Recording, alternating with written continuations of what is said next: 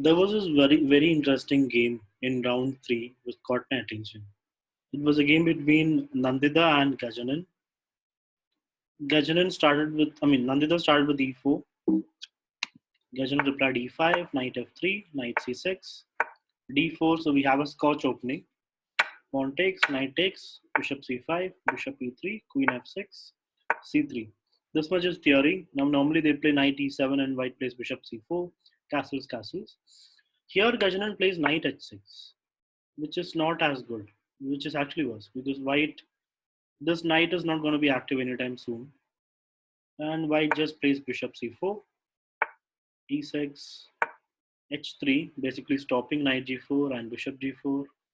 So this knight is having no future basically, at least for the next few moves. Bishop e6 was played. It is just an exchange offer.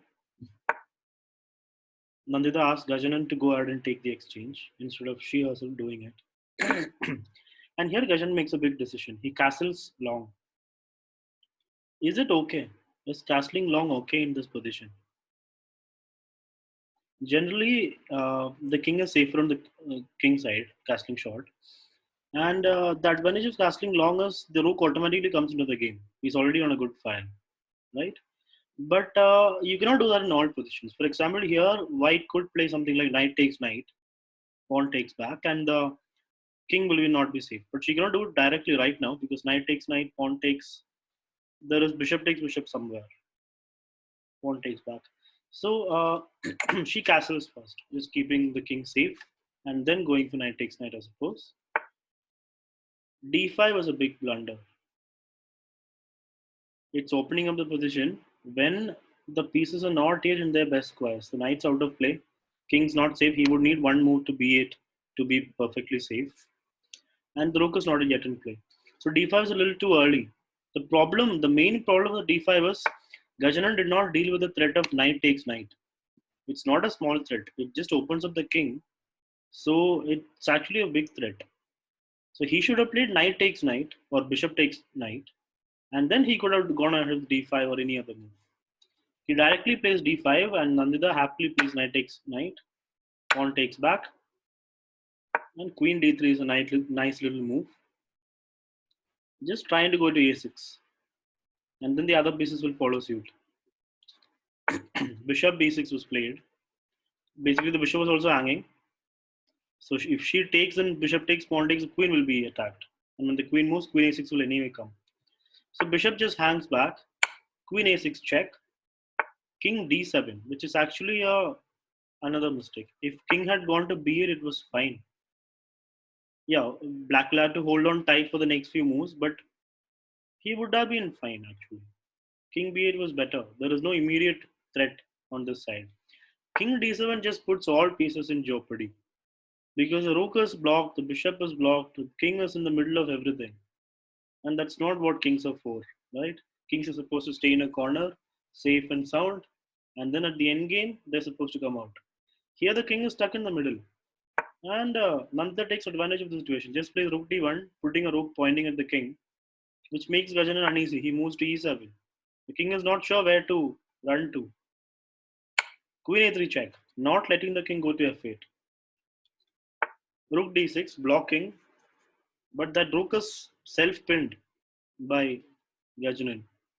Is there a way to attack the rook again? I don't think so. Bishop f4 would have been nice, but queen's covering that square. She just takes pawn. Again, if the king is in the middle of the board, opening up the position would be a good idea for you. Gajanan's king is in the middle of the board, so it's good for Nandita to open up the position, open up the center to be precise. So she plays pawn takes pawn without any thought, which is perfect.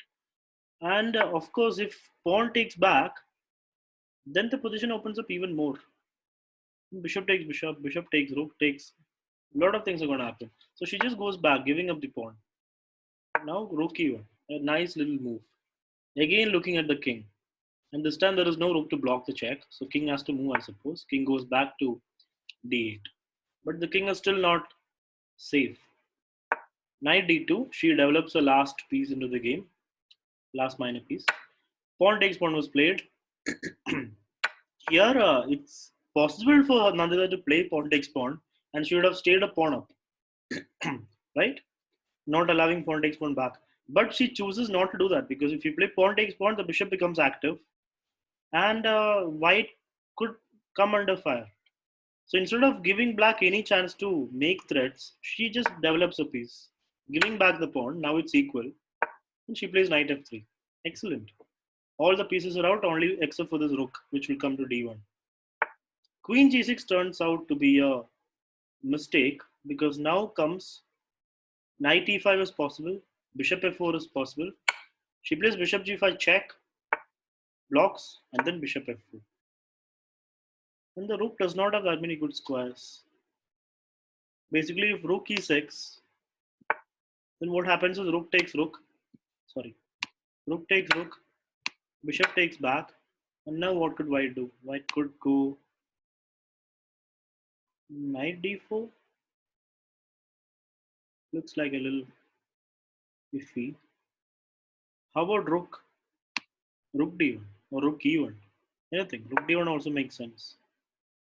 If black goes bishop h3, then it's not a problem. White will just be knight h4 to stop checkmate. And if queen g4, we will take here. Right?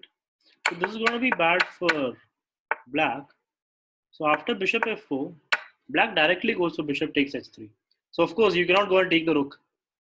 Right? Because it's a checkmate threat. You play bishop takes rook, it will be game over next move. So white has only one or two good moves. One move was pawn g3 to stop the checkmate. The other move is knight h4, which is the best move. Now, normally they'll play queen g4, attacking the knight.